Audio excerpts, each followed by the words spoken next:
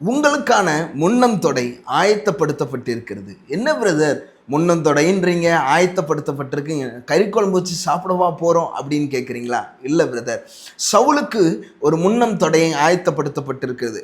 அவரை விருந்துக்கு கூப்பிட்டோம், இல்லைனா விருந்தில் உட்கார வச்சோ அதை ஆயத்தப்படுத்தப்படலை. மற்றவர்களை கூப்பிடும் போதே அவருக்காக ஆயத்தப்படுத்தப்பட்டிருந்தது. ஒரு கழுதியை தேடி போகிற அந்த இடத்துல அவருக்குன்னு ஒரு ராஜ மேன்மையை கத்தர் வைத்திருந்தார். இன்னைக்கு ஆண்டவர் உங்களை பார்த்து சொல்லுகிறார், உங்களுக்காக கத்தர் சிலதை ஆயத்தப்படுத்தி வைத்திருக்கிறார்.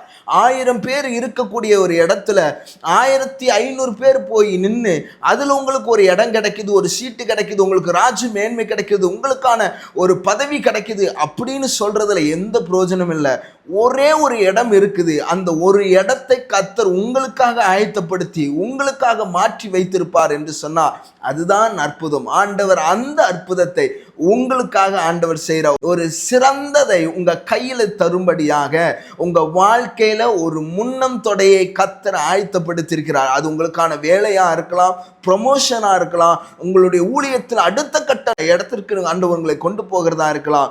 இதுவரைக்கும் அந்த முன்னம் தொடையை நீங்கள் பார்க்காமல் அந்த ஆசீர்வாதத்தை தடையாய் நீங்கள் இருப்பீர்கள் என்று சொன்னால், இப்பொழுது இந்த ஆண்டிலே கத்தர் உங்களுக்கான ஆசீர்வாதத்தை இப்போ ரிலீஸ் பண்றாரு. அந்த முன்னம் தொடை உங்களுக்காக ஆயத்தப்படுத்தப்பட்டு இருக்கிறது. அதை சுதந்தரித்துக் கொள்ளுங்கள். கத்தர் உங்களோடு கூட இருப்பார். ஆமென்.